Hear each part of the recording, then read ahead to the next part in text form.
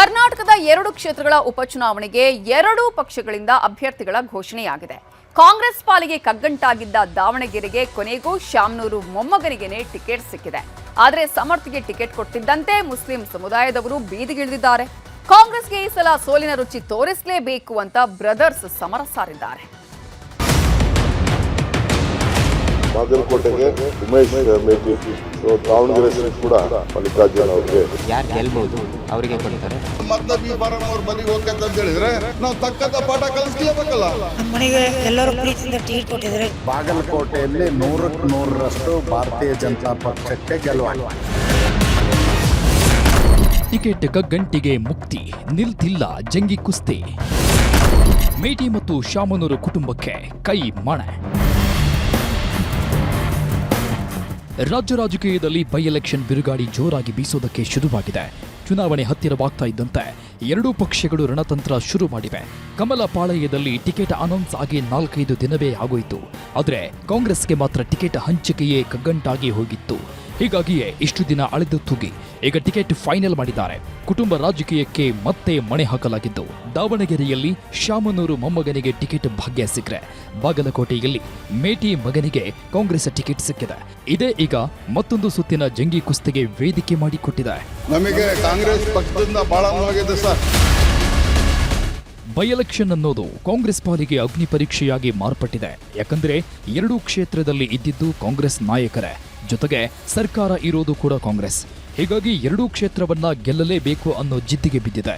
ಇದೇ ಕಾರಣಕ್ಕೆ ಇಷ್ಟು ದಿನ ಅಳೆದು ತೂಗಿ ಈಗ ಟಿಕೆಟ್ ಹಂಚಿಕೆ ಮಾಡಿದ್ದಾರೆ.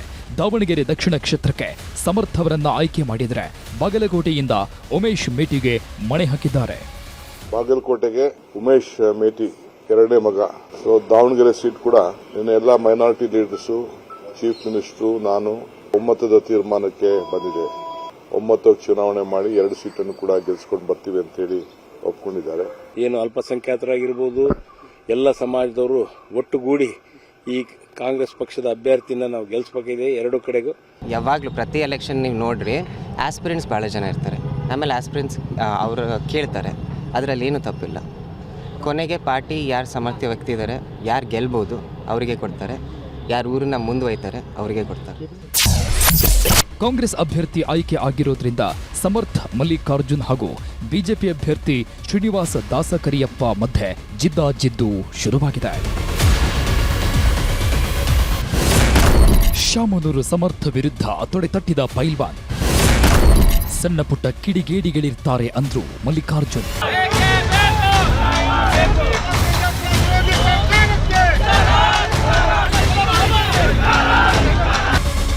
ದಾವಣಗೆರೆ ದಕ್ಷಿಣ ಕ್ಷೇತ್ರದಲ್ಲಿ ಸಮರ್ಥ್ಗೆ ಟಿಕೆಟ್ ಘೋಷಣೆ ಆಗ್ತಾ ಇದ್ದಂತೆ ಬಂಡಾಯ ಭುಗಿಲೆದ್ದಿದೆ.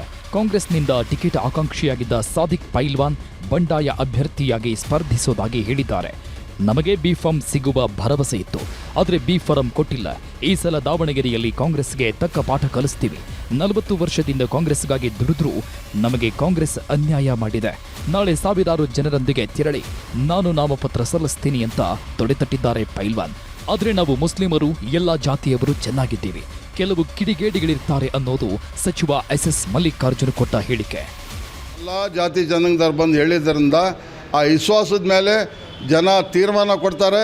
ನಮಗೆ ಕಾಂಗ್ರೆಸ್ ಪಕ್ಷದಿಂದ ಭಾಳ ನೋವಾಗಿದೆ ಸರ್.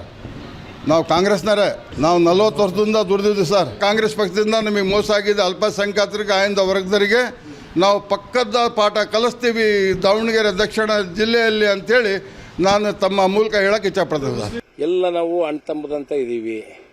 ಯಾರು ಸಣ್ಣ ಪುಟ್ಟ ಕಿಡಿಗೇಡಿಗಳು ಅವರು ಏನಾದರೂ ಮಾಡಿರ್ಬೋದು, ಆದರೆ ಎಲ್ಲರನ್ನೂ ನಾವು ಒಟ್ಟುಗೂಡಿ ಎಲ್ಲ ಅಲ್ಪಸಂಖ್ಯಾತರು, ಯಾರೂ ವಿರೋಧ ಇಲ್ಲ.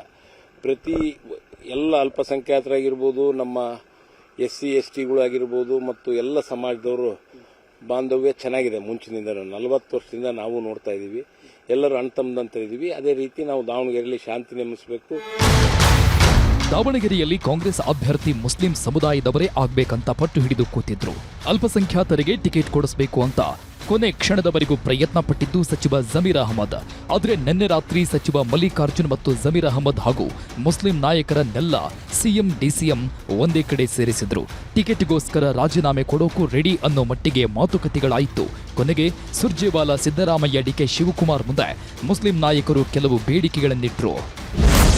ಜೂನ್ನಲ್ಲಿ 12 ವಿಧಾನ ಪರಿಷತ್ ಸದಸ್ಯರು ನಿವೃತ್ತರಾಗ್ತಿದ್ದು, ಈ ಸಲ ಮುಸ್ಲಿಮರಿಗೆ ಹೆಚ್ಚು ಆದ್ಯತೆ ಕೊಡಬೇಕು. ಮುಂಬರುವ ರಾಜ್ಯಸಭೆ ಚುನಾವಣೆಯಲ್ಲೂ ಕಾಂಗ್ರೆಸ್ನ ಮುಸ್ಲಿಂ ನಾಯಕರಿಗೆ ಅವಕಾಶ ನೀಡಬೇಕು. ನಿಗಮ ಮಂಡಳಿಗಳ ನೇಮಕಾತಿಯಲ್ಲಿ ಅಲ್ಪಸಂಖ್ಯಾತರಿಗೆ ಹೆಚ್ಚಿನ ಪ್ರಾತಿನಿಧ್ಯ ನೀಡಬೇಕು. ಸಚಿವ ಸಂಪುಟ ಪುನಾರಚನೆ ಆದರೆ ಮುಸ್ಲಿಂ ನಾಯಕರಿಗೆ ಹೆಚ್ಚಿನ ಸಚಿವ ಸ್ಥಾನ ನೀಡಬೇಕು ಅಂತ ಬೇಡಿಕೆ ಇಟ್ರು. ಆಗ ಸಿಎಂ ಡಿಸಿಎಂ ಸುರ್ಜೇವಾಲಾ ಆದಷ್ಟು ಅವಕಾಶ ಕಲ್ಪಿಸ್ತೀವಿ ಅಂತ ಭರವಸೆ ಕೊಟ್ರು. ಹೀಗಾಗಿ ನಿನ್ನೆ ತಡರಾತ್ರಿ ದಾವಣಗೆರೆಗೆ ಸಮರ್ಥಗೆ ಟಿಕೆಟ್ ಘೋಷಣೆ ಆಯಿತು. ಇವತ್ತು ಬಿ ಫಾರಂ ಕೂಡ ಕೊಟ್ಟಿದ್ದಾರೆ. ಮೇಟಿ ಮಗನಿಗೆ ಒಲಿದ ಕೈ ಟಿಕೆಟ್. ಬಾಗಲಕೋಟೆಯಲ್ಲೂ ಟಿಕೆಟ್ ಹಂಚಿಕೆಯೇ ಕಾಂಗ್ರೆಸ್ಗೆ ತಲೆನೋವಾಗಿತ್ತು. ನಮ್ಮ ಕುಟುಂಬಕ್ಕೆ ಟಿಕೆಟ್ ನೀಡಬೇಕು ಅಂತ HY ಮೇಟಿ ಮಕ್ಕಳು ಪಟ್ಟು ಹಿಡಿದಿದ್ರು. ಹೀಗಾಗಿ ಅಳಿದು ತೂಗಿ ಕಾಂಗ್ರೆಸ್ ಪಡೆ ಮೇಟಿಯ ಕಿರಿಯ ಪುತ್ರ ಉಮೇಶ್ ಮೇಟಿಗೆ ಟಿಕೆಟ್ ನೀಡಿದೆ. ಹೀಗಾಗಿ ಬಿಜೆಪಿ ಅಭ್ಯರ್ಥಿ ವೀರಣ್ಣ ಚರಂತಿಮಠ್ ವಿರುದ್ಧ ಉಮೇಶ್ ಮೇಟಿ ಸೆಣಸಾಡಲಿದ್ದಾರೆ. ನಮ್ಮ ಮನೆಗೆ ಎಲ್ಲರೂ ಪ್ರೀತಿಯಿಂದ ಟಿಕೆಟ್ ಕೊಟ್ಟಿದ್ದಾರೆ. ಜಿಲ್ಲೆಯಲ್ಲಿ ಯಾರೂ ಟಿಕೆಟ್ ಕೇಳಿಲ್ಲ. ನಮ್ಮ ತಂದೆ ಮೇಲೆ ಇಟ್ಟರು ಪ್ರೀತಿಗೋಸ್ಕರ ಯಾರೂ ಟಿಕೆಟ್ ಕೇಳಿಲ್ಲ. ಹೀಗಾಗಿ ನಮ್ಮ ಒಲೆಗೆ ಬಂತು. ಯಾವ ಗೊಂದಲ ಇಲ್ಲ, ಎಲ್ಲರೂ ಒಟ್ಟಿಗೆ ಇದ್ದೇವಲ್ಲ ಇಲ್ಲಿ. ಯಾವಾಗ ಕಾಂಗ್ರೆಸ್ ಟಿಕೆಟ್ ಘೋಷಣೆಯಾಯಿತು, ಉಮೇಶ್ ಮೇಟಿ ಬೆಂಬಲಿಗರು ಫುಲ್ ಖುಷಿಯಾಗಿದ್ದಾರೆ. ತಮ್ಮ ನೆಚ್ಚಿನ ನಾಯಕ ಗೆಲ್ಲಬೇಕು ಅಂತ ಕಿಲ್ಲಾ ಕೊತ್ತಲೇಶ ದೇವಸ್ಥಾನದಲ್ಲಿ ಹೋಮ ಹವನ ನಡೆಸಿದ್ದಾರೆ. ಈ ವೇಳೆ ಉಮೇಶ್ ಮೇಟಿ ಕೂಡ ಭಾಗಿಯಾಗಿ ಪೂರ್ಣಾಹುತಿ ಹೋಮ ನೆರವೇರಿಸಿದ್ರು. ಇನ್ನು ಇಷ್ಟು ದಿನ ಬಂಡಾಯದ ಮುನ್ಸೂಚನೆ ನೀಡುತ್ತಿದ್ದ ಮೇಟಿ ಪುತ್ರಿ ಮಹಾದೇವಿ ಮೇಟಿ ಈಗ ತಣ್ಣಗಾಗಿದ್ದಾರೆ. ನಮ್ಮ ಅಣ್ಣನ ಪರ ನಾನೇ ಪ್ರಚಾರ ಮಾಡ್ತೀನಿ ಎಂದಿದ್ದಾರೆ. ಇದನ್ನೇನಿಲ್ಲ, ಒಟ್ಟಾಗಿ ನಮ್ಮ ಉಮೇಶ್ ಅಣ್ಣಗೆ ಸಿಕ್ಕಿದ್ದಕ್ಕೆ ಭಾಳ ಖುಷಿಯಾಗೈತಿ. ಅದರಿಂದ ನಾವು ಒಟ್ಟಾಗಿ 4 ಜನ ಕೂಡ್ಕೊಂಡು ಮಾಡ್ಕೊಂಡು ಹೋಗ್ತೀವಿ. ನಾವು ಅವನಿಗೆ ಮೊದಲು ಗೆಲ್ಲಿಸಿ ತರ್ಬೇಕು. ನಮ್ಮ ಎಲ್ಲರೂ ಸೇರಿ ಗೆಲ್ಲಿಸಿ ತಗೊಂಬರೋಣ. ಇನ್ನು ಕಾಂಗ್ರೆಸ್ ಅಭ್ಯರ್ಥಿ ಘೋಷಣೆ ಬಗ್ಗೆ ಪ್ರತಿಕ್ರಿಯೆ ನೀಡಿದ ಬಿಜೆಪಿ ಸಂಸದ ಗೋವಿಂದ ಕಾರಜೋಳ ಕೈ ನಾಯಕರನ್ನ ಕಿಚಾಯಿಸಿದ್ದಾರೆ. ಅಭ್ಯರ್ಥಿಗಳನ್ನ ಆಯ್ಕೆ ಮಾಡೋದಕ್ಕಾಗದೆ 8 ದಿನ ತಿಣುಕಾಡುವ ಪರಿಸ್ಥಿತಿ ನಿರ್ಮಾಣವಾಗಿತ್ತು. ಕಾಂಗ್ರೆಸ್ನಲ್ಲಿ ಮನೆಯೊಂದು 3 ಬಾಗಿಲಾಗಿದೆ ಅಂತ ವ್ಯಂಗ್ಯವಾಡಿದ್ರು. ಕಾಂಗ್ರೆಸ್ಸಿಗೆ ಅಭ್ಯರ್ಥಿಗಳನ್ನ ಆಯ್ಕೆ ಮಾಡಲಿಕ್ಕೆ ಸಾಧ್ಯ ಆಗಲಾರದೆ 8 ದಿನ ತಿಣ್ಕಾಡುವಂಥ ಪರಿಸ್ಥಿತಿ ಬಂತು. ಕಾಂಗ್ರೆಸ್ಸಿನ ಮನೆಯೊಂದು 3 ಬಾಗಿಲ ಅಂತಕ್ಕಂಥದ್ದು ಈಗಾಗಲೇ ಸಾಬೀತಾಗಿದೆ. ಒಟ್ನಲ್ಲಿ ಕಾಂಗ್ರೆಸ್ ಪಾಲಿಗೆ ಕಗ್ಗಂಟಾಗಿದ್ದ ಟಿಕೆಟ್ ಹಂಚಿಕೆ ಬಿಚ್ಚಿಕೊಂಡಿದೆ. ಆದರೆ ದಾವಣಗೆರೆಯಲ್ಲಿ ಮುಸ್ಲಿಂ ನಾಯಕರು ಸಿಡಿದೇಳೋ ಮುನ್ಸೂಚನೆ ನೀಡುತ್ತಿದ್ದು, ಉರಿಯೋ ಬೆಂಕಿಯನ್ನ ಹೇಗೆ ಆರಿಸ್ತಾರೆ ಅನ್ನೋದನ್ನ ಕಾದು ನೋಡಬೇಕಿದೆ. ದಾವಣಗೆರೆಯಿಂದ ಸಂಜಯ್ ಜೊತೆ ಮಂಜುನಾಥ ತಳವಾರ್, ನ್ಯೂಸ್ 18 ಬಾಗಲಕೋಟೆ.